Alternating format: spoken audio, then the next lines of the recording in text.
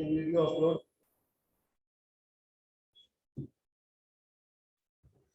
So our first chemistry chapter number 5, classifications of elements and their periodicity.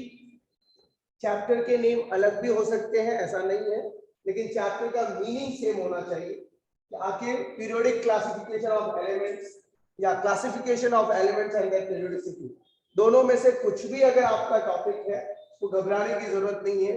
पहले आप लोगों को समझना पड़ेगा why classification. The first question, why classifications. किसी भी चीज का क्लासिफिकेशंस हम लोग क्यों करते हैं? अब मैं आपको बता देता हूं। हमारे भारत की जनसंख्या आप लोगों को पता होगा 130 CR है। तो अगर इसमें क्लासिफिकेशंस करोगे कि टोटल पॉपुलेशन का अगर हमें क्लासिफिकेशंस करना है तो हम लोग 4 या 5 कैटेगरी में इसको क्लासिफाई करते हैं। पहला, सबसे पहले हम लोग करते हैं मेंस एंड लेडीज, और अगर मेंस और लेडीज हम लोग नहीं करना चाहते तो हम लोग एज वाइज करेंगे। किड्स, बच्चे जिसको कहते हैं, उसके बाद एडल्ट्स, उसके बाद ओल्ड्स। जेंडर वाइज करें, गर्ल्स, बॉयज, अनदर जेंडर भी आजकल आने लगा है, तो अनदर। तो मतलब क्लासिफिकेशन इसलिए करना जरूरी है क्योंकि अगर बिना क्लासिफिकेशन किए अगर हम पढ़ेंगे तो हर एक इंडिविजुअल के बारे में हम लोगों को पढ़ना पड़ेगा। So classification is necessary, especially in periodic table, because if we will not do classifications, then we have to read each and every element individually.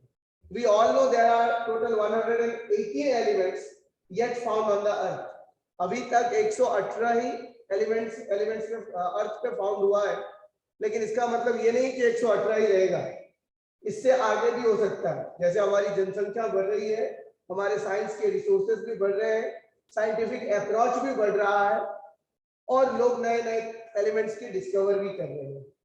तो लेकिन अगर हम क्लासिफिकेशन ना करें, जब जब नया नया एलिमेंट्स डिस्कवर होगा तब तब उसके बारे में पढ़ेंगे, तब तो मतलब आप सोच लीजिए 1827 से स्टार्ट हुआ था, 1817 से स्टार्ट हुआ और अभी 2020 चल रहा है, 2022 चल रहा है।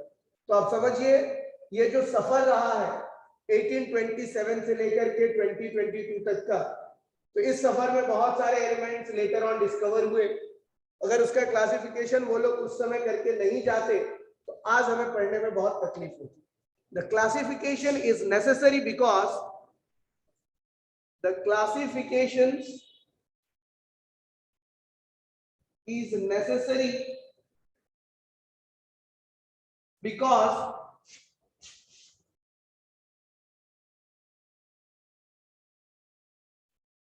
each and every element's properties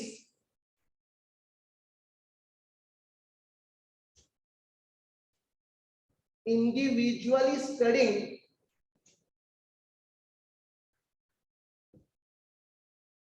would be difficult.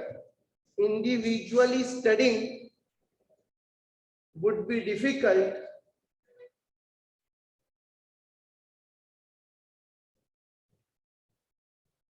Hence, classifications is necessary. Hence, classifications is necessary. जैसे कि मैंने आपको कहा, अगर हम विभाजन ना करें, क्लासिफिकेशन ना करें, तो हम लोगों को हर एक इंडिविजुअल एलिमेंट्स के बारे में पढ़ना पड़ेगा, जिस कारण से क्लासिफिकेशंस नेसेसरी है। अब आ जाइए आप लोग, जैसे मैंने कहा क्लासिफिकेशंस होते हैं, तो कौन कौन से वो महान साइंटिस्ट थे जिन्होंने एलिमेंट्स का क्लासिफाई किया। तो पहले जो हमारे एनसीईआरटी में दिया हुआ है कि जितने भी एलिमेंट्स हैं वो एलिमेंट्स का नाम किस आधार पर रखा गया, कैसे उस एलिमेंट्स के शॉर्टकट मतलब एलिमेंटल सिंबल के आधार पर रखा गया, तो ये सारी चीजें हम लोग पढ़ेंगे। लेकिन उससे पहले हम लोग पढ़ेंगे कि कौन कौन वो साइंटिस्ट हैं जिन्होंने अपने योगदान से पीरियोडिक टेबल का निर्माण किया। तो सबसे पहले साइंटिस्ट का नाम है जॉन वुल्फगैंग डॉबरेनर, जिन्होंने 1829 में जॉन वुल्फगैंग डॉबरेनर एक जर्मनी के साथ बिलोंग करते थे, जर्मन केमिस्ट थे, और इन्होंने एलिमेंट्स उस समय में बहुत ही कम फाउंड हुए थे, बहुत ही कम मात्रा में एलिमेंट्स था। तो उस समय में उन्होंने क्या किया कि एलिमेंट्स का क्लासिफिकेशन 3-3 करके एलिमेंट्स को क्लासिफाई। तो डॉबरेनर साहब ने अपना ट्रेड्स लॉ दिया। ट्रेड्स लॉ, ट्रेड्स का मतलब क्या होता है बच्चों? 3। ट्रेड्स का मतलब 3, जैसे आप लोग मोनो, बाई, ट्राई बोलते हो ना, तो वैसे ही ट्रेड्स का मतलब 3 होता है। इन्होंने क्या किया, इन्होंने हर एक एलिमेंट्स को 3-3 करके एक ग्रुप बनाया, जिसमें उन्होंने सबसे पहले बेरिलियम, लिथियम, बेरिलियम और बोरन को लिया, और इन्होंने कहा कि जब भी अगर हमें किसी भी एलिमेंट्स का क्लासिफाई करना है तो according to increasing atomic number के आधार पर हमें क्लासिफाई करना है। तो एटॉमिक मास, उन्होंने क्लासिफिकेशन के लिए एक सबसे बड़ा मुद्दा चुना, एटॉमिक मास। लिथियम का एटॉमिक मास होता है 7 और बोरन का एटॉमिक मास होता है 11। इन्होंने कहा जब भी अगर हमें मिडल एलिमेंट का एटॉमिक मास निकालना है तो फर्स्ट और थर्ड एलिमेंट्स का एवरेज एटॉमिक मास हमें निकालना। कैसे सर? तो जैसे लिथियम का एटॉमिक मास 7 है और बोरन का एटॉमिक मास 11 है, तो इस दोनों का एवरेज कर दीजिए 18/2 दैट इज इक्वल टू 9। तो इन्होंने कहा बेरिलियम का एटॉमिक मास 9 है। फिर दूसरा उन्होंने कहा लिथियम, सोडियम, पोटाशियम। लिथियम का एटॉमिक मास 7, पोटाशियम का एटॉमिक मास 39, और उन्होंने वापस से अर्थमेटिक मीन निकाला और उन्होंने कहा कि सोडियम का एटॉमिक मास जो होगा वो 23 होगा। लिथियम, सोडियम और पोटाशियम का इस तरह से उन्होंने निकाला। उसके बाद और बहुत सारे एलिमेंट्स का उन्होंने एटॉमिक मास दिया, जिसमें से मैं आपको बताना चाहूंगा कि कौन कौन से एलिमेंट्स तक वो दे पाए और कौन कौन से एलिमेंट्स के बाद वो फेल हो गए। उन्होंने कुछ एलिमेंट्स लिए थे जिसमें उन्होंने कार्बन, नाइट्रोजन और ऑक्सीजन भी लिया। कार्बन का एटॉमिक मास 12, ऑक्सीजन का atomic mass 16। Average atomic mass 12 plus 16/2, 28/2 that is equal to 40। उन्होंने कहा नाइट्रोजन का एटॉमिक मास जो होगा वो 40 होगा। उसके बाद उन्होंने कैल्शियम, स्ट्रोंशियम और बेरियम, कैल्शियम, स्ट्रोंशियम और बेरियम लिया। तो कैल्शियम का एटॉमिक मास 40, बेरियम का उन्होंने लिया 137, और इस दोनों को ऐड करके 40 plus 137/2 that is equal to 177/2 that is equal to 88.5, और स्ट्रोंशियम का एटॉमिक मास होता है 87। उन्होंने कहा कि ये एवरेज एटॉमिक मास में दिया हूं, average arithmetic mean, average arithmetic mean, middle element का जो एटॉमिक मास होगा एवरेज अर्थमेटिक मीन होगा। मीन तो आप लोग जानते होंगे, क्लास 10 के स्टूडेंट है, मीन मीडियन मोड तो आप लोगों का रटा हुआ होगा। इन्होंने एवरेज जो नाम दे दिया, उसमें क्या हुआ कि चलो ठीक है भाई, कोई बात नहीं, अगर थोड़ा ज्यादा कम भी है तो चलेगा, नॉट एन इश्यू। तो इन्होंने कुछ हद तक ऐसे एलिमेंट्स लिए जिनका सही निकला, लेकिन बाद में जैसे जैसे भारी एलिमेंट्स आने लगे उस समय इनका ये जो ट्रेड्स लॉ है वो फेल होने लगा। क्लोरीन, ब्रोमीन और आयोडीन में इन्होंने क्लोरीन का एटॉमिक मास 35.5 और आयोडीन का 127, दोनों का जब जोड़ा गया 162.5, 35.5 plus 127/2, which is equal to 162.5/2, which is equal to 81.25। और जब ब्रोमीन का एटॉमिक मास निकला तो वो 80 निकला। तो इस आधार पर थोड़ा थोड़ा उनका बढ़ रहा था, लेकिन जैसे आयरन, कोबाल्ट और निकेल आया, मैग्नीज, आयरन और कोबाल्ट आया, तो उस समय में उनका ये ट्रेड्स लॉ बिल्कुल नहीं चला। तो डॉबरेनर ने जो ट्रेड्स लॉ दिया था, याद रखना कि ट्रेड्स लॉ में उन्होंने 3-3 एलिमेंट्स का ग्रुप बनाया, और 3-3 एलिमेंट्स का ग्रुप बनाने के बाद उन्होंने कहा पहले और तीसरे एलिमेंट का जो एटॉमिक मास होगा, उनका जो एवरेज होगा, एवरेज तो आप लोग जानते होंगे, मोशन चैप्टर में पढ़े होंगे, एवरेज मोशन, एवरेज स्पीड आप लोगों ने पढ़ा होगा, initial speed plus final speed upon time taken. उसी तरीके से यहां पर एवरेज एटॉमिक मास इन्होंने निकाला 7 + 11/2 18/2 दैट इज इक्वल टू 9। और उन्होंने कहा मिडल टर्म का जो एलिमेंट होगा उसका एटॉमिक मास पहले और तीसरे एलिमेंट का मास का एवरेज सम होगा। उन्होंने सबसे पहले जो कहा था उसके बारे में हम लोग लिख लेंगे और उसके बाद हम लोग आगे बढ़ेंगे। तो सबसे पहले आप लोग डॉबरेनर ट्रेड्स लॉ क्या है उसको लिख लीजिए। डॉबरेनर ट्रेड्स लॉ के बारे में बता देता हूं। Dobereiner arranged a group of 3 elements. Dobereiner, R-E-I. Dobereiner arranged a group of 3 elements. A group of 3 elements with similar properties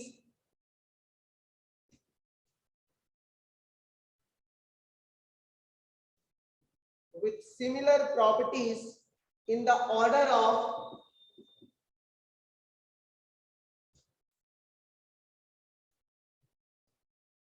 increasing atomic masses,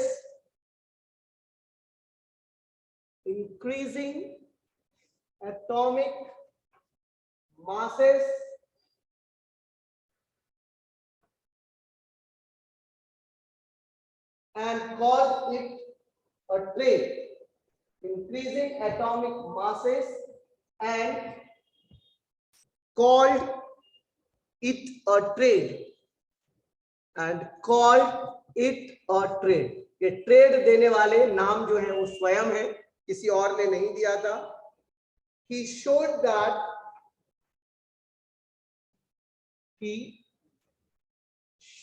that the atomic mass of middle element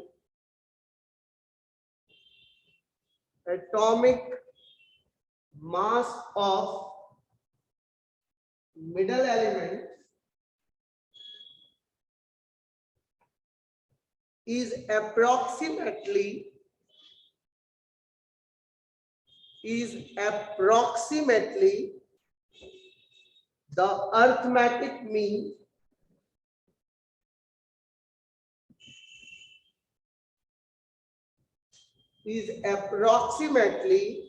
the arithmetic mean of the other two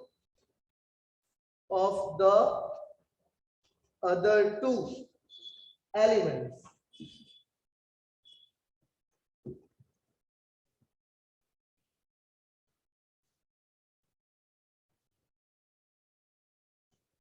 But Dobereiner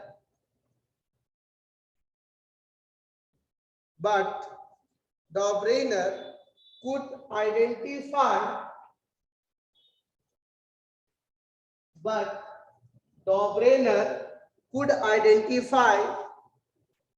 only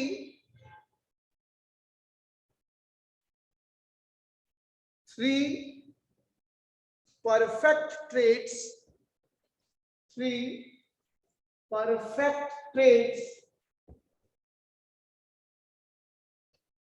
only 3 perfect traits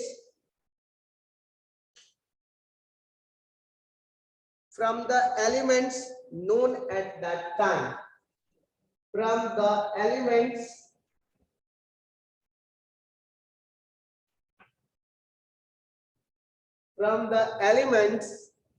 known at that time. Known at that time. इसको पहले आप लोग लिख लीजिए और उसके बाद हम लोगों को उसका एग्जाम्पल सीखना, जो मैंने आप लोगों को पहले बता दिया कि एग्जाम्पल में वो क्या कहना चाह रहे थे, उसके एग्जाम्पल्स अब आप लोगों को लिखना है। ऑनलाइन वाले प्यारे बंधुओं, आप लोग जो है स्क्रीनशॉट ले सकते हो, क्योंकि आपके हाथ में सबसे बड़ा वेपन है मोबाइल, दुनिया का सबसे बड़ा वेपन। आप लोग स्क्रीनशॉट ले लीजिए। जो लोग लैपटॉप से लिख रहे हैं Ctrl+P दबा लीजिए या ऑल Ctrl+P दबा लीजिए और उसके बाद आप लोग एग्जाम्पल जो है उस एग्जाम्पल्स को लिख लीजिए। लास्ट 2 का पता नहीं चला। कैल्शियम का एटॉमिक मास 40 है, बेरियम का एटॉमिक मास 137 है। इस दोनों को जब आप ऐड करोगे तो कितना होगा? 177। 177 को 2 से डिवाइड कीजिएगा, 8 2 जा 16, 8 2 जा 16.5, 88.5 और 87.5 होता है स्ट्रोंशियम का। उन्होंने क्या कहा? एवरेज या अप्रोक्सीमेटली अर्थमेटिक मीन के बराबर। आपने लिखा है अप्रोक्सीमेटली वर्ड, देखना नोटबुक में आपने लिखा है। तो अप्रोक्सीमेटली में कभी कभी आप लोगों का मैथ्स में आंसर नहीं मिलते रहते हैं पॉइंट में, तो आप लोग क्या करते हो, वो इक्वल टू को स्विमिंग फ्लो की तरह बना देते हो और सिंबल हो जाता है अप्रोक्सीमेटली का। तो अप्रोक्सीमेटली एक ज्यादा है, लेकिन जैसे जैसे ये हैवी एलिमेंट्स में जाते गए तो फिर इनका जो लॉ था वो फ्री।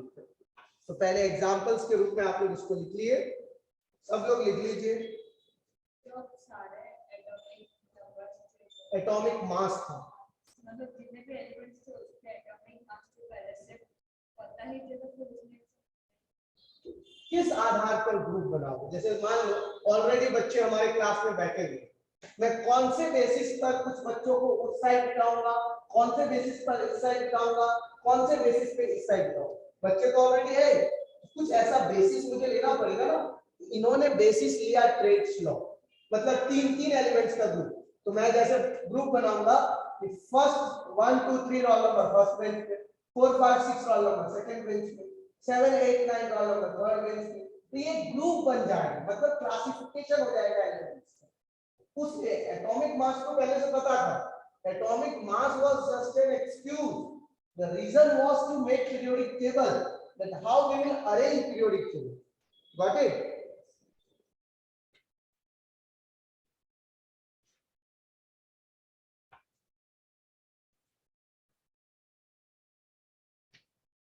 जैसे ही इनका कवरेज चालू हुआ कि नहीं, डॉब्रेनर साहब का जो प्रॉपर्टी है वो फेल हो रहा है, हर जगह से दबाव आने लगा, तो बोला कि सर आप पहले बताइए कि इनके लिमिटेशंस क्या सब है, थोड़ा वो हम लोगों को लिखा दीजिए ताकि हमें भी पता चल सके कि डॉब्रेनर किस वजह से फेल हुआ। तो आप लोग ये एग्जांपल्स लिखने के बाद लिखेंगे लिमिटेशंस ऑफ डॉब्रेनर-ट्रेड्स लॉ।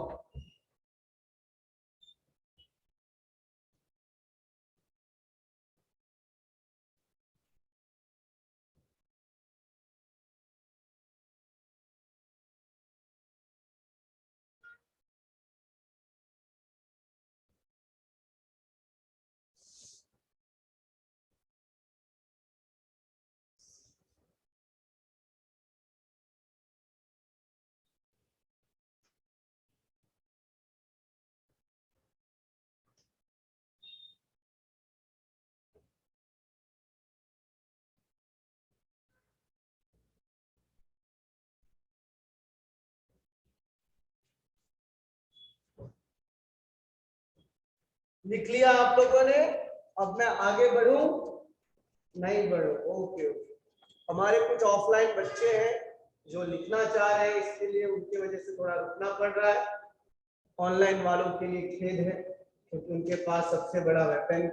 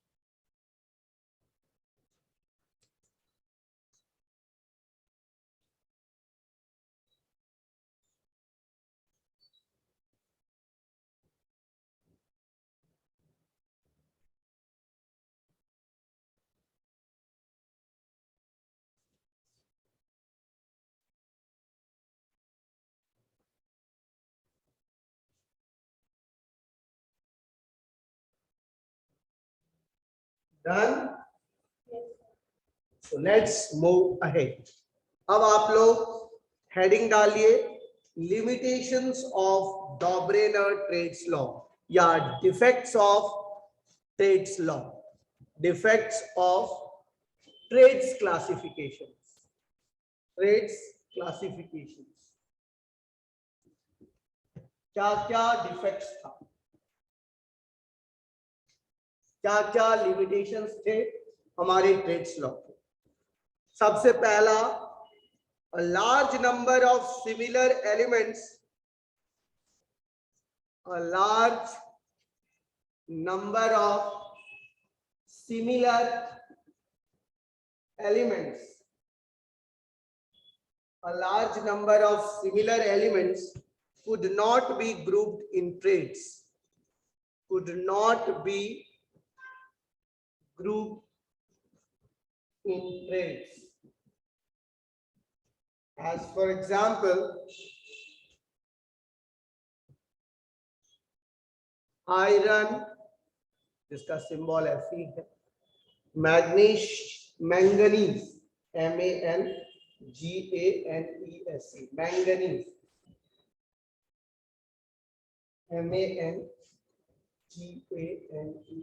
manganese इसका सिंबल Mn है। निकल जिसका सिंबल Ni है, कोबाल्ट जिसका सिंबल Co है, जिंक जिसका सिंबल Zn है, कॉपर जिसका सिंबल Cu है। इट इज दूसरा point, it was possible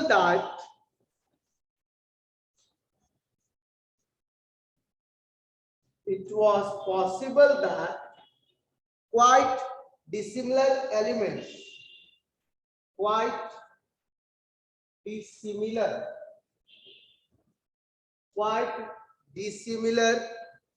elements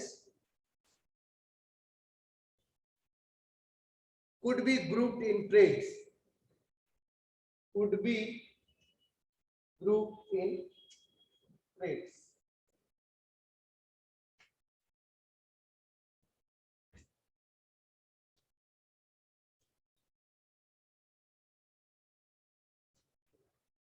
He failed to arrange unknown elements in group. He failed to arrange unknown elements, unknown or heavier elements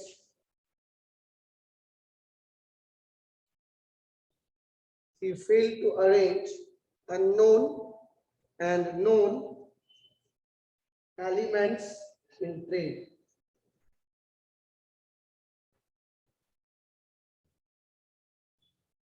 ये था इनका limitations, आप लोग इसको लिख लीजिए।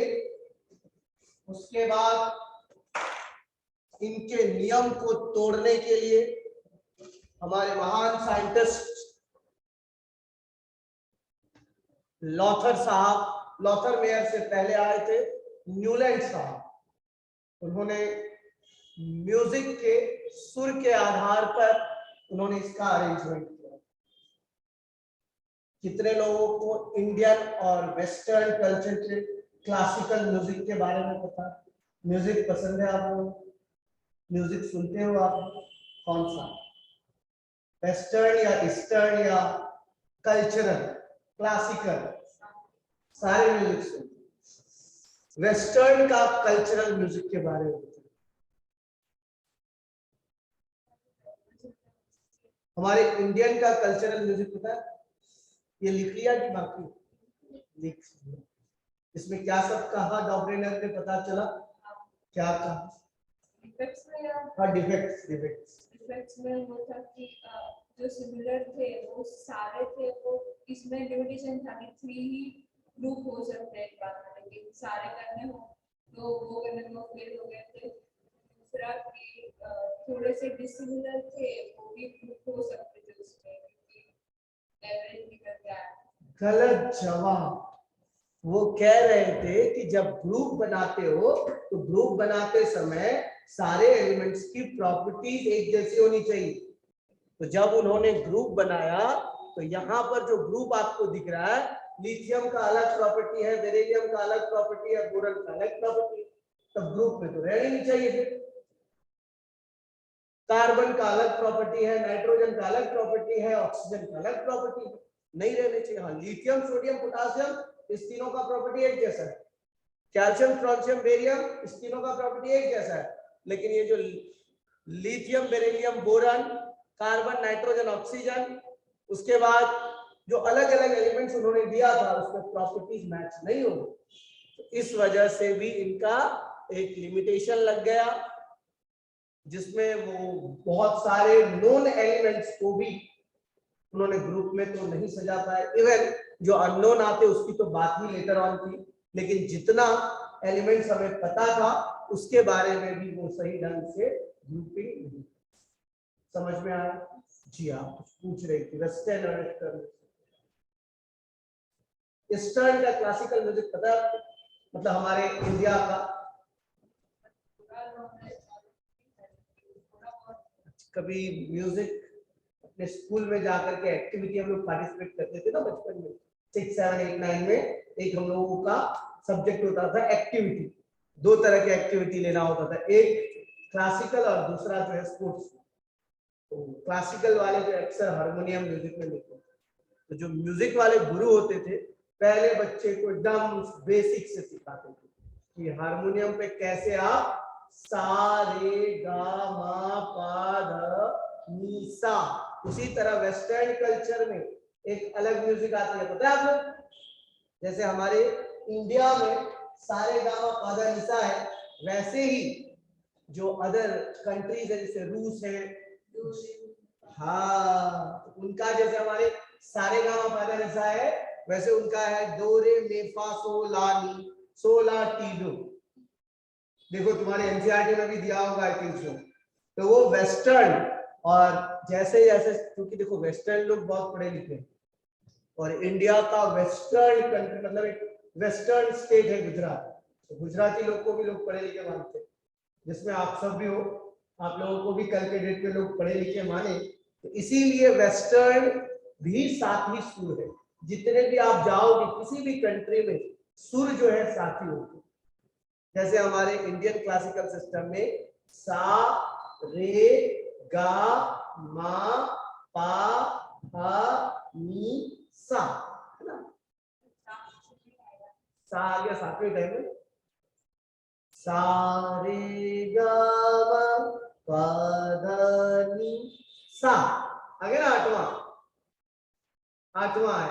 तो पहला और आठवां सुर जिस तरह से एक जैसा है, जब तुम म्यूजिक सीखोगी तो म्यूजिक वाला टीचर पहले सिखाएगा सारे गामा पादा नीसा, उसके बाद दो दो लेटर करके सिखाएगा सासा रे रे गागा मामा पापा धाधा नी सासा। फिर दो एलिमेंट्स को ग्रुप बनाएगा, सारे सारे रेसा गागा गागा मापा मापा, इस तरह से दो दो लेटर। तो यहाँ पर भी न्यूलैंड साहब ने क्या किया, कुछ एलिमेंट्स को इस तरह से अरेंज किया, तो उन्होंने देखा पहले और आठवें एलिमेंट्स की प्रॉपर्टी एक जैसी। फिर वो जो आठवां था उसको पहला कंसीडर किया और उसके बाद जो नीचे में एलिमेंट्स आया उसके नीचे में जो आठवां एलिमेंट्स आया उसकी भी प्रॉपर्टी एक जैसी। तो इस तरह से उन्होंने क्या कंसीडर किया कि जितना भी एलिमेंट्स होगा उसका टोटल हम लोग जो ग्रुप बनाएंगे 7 ग्रुप बना लेते हैं, और नीचे में जो एलिमेंट्स आएगा वो आठवां ग्रुप, क्योंकि पहले एलिमेंट्स का और आठवें एलिमेंट्स का प्रॉपर्टी तो मैच हो रही है। उन्होंने कहा कि हर आठवें एलिमेंट्स का फिजिकल और केमिकल प्रॉपर्टीज एक जैसे होंगे, और उन्होंने कहा कि पहला और आठवां एलिमेंट्स जो सजाए जाएंगे according to the increasing atomic mass, मतलब ऐसे एलिमेंट्स को अरेंज करना है कि एलिमेंट्स का एटॉमिक मास जो है इंक्रीजिंग ऑर्डर में होना चाहिए। ये जो मैं 8 एलिमेंट्स को लूंगा पहले से लेकर के 7वां और पहले के नीचे में जो 8वां एलिमेंट्स रखूंगा तो उनका एटॉमिक मास इंक्रीजिंग ऑर्डर में होना चाहिए कि पहले से लेकर के 8वां तक इंक्रीजिंग ऑर्डर, फिर उस 8वें से लेकर नेक्स्ट 8वां तक इंक्रीजिंग ऑर्डर, फिर उस 8वें से लेकर नेक्स्ट 8वां इंक्रीजिंग ऑर्डर। तो इस तरीके से उन्होंने एक बहुत ही बेहतरीन टेबल बनाया और टेबल में सारे एलिमेंट्स को उन्होंने अरेंज किया। तो अभी हम लोग लिखेंगे, सबसे पहले हेडिंग डालिए आप लोग, Newlands law of octaves. Newlands law of octaves.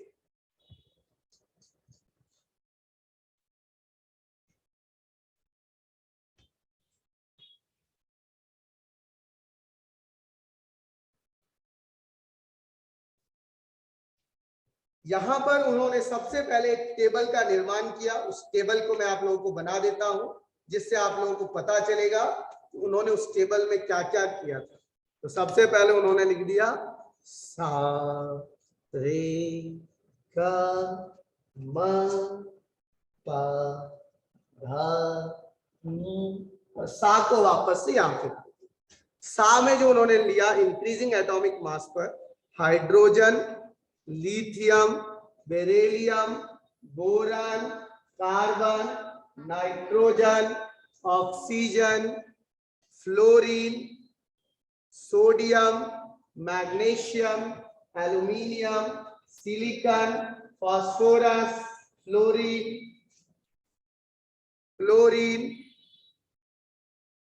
sorry, not fluorine, here sulfur, right? Sulfur, chlorine, potassium, calcium, strontium, calcium के बाद उन्होंने लिया क्रोमियम, tin, मैंगनीज, आयरन, जितना भी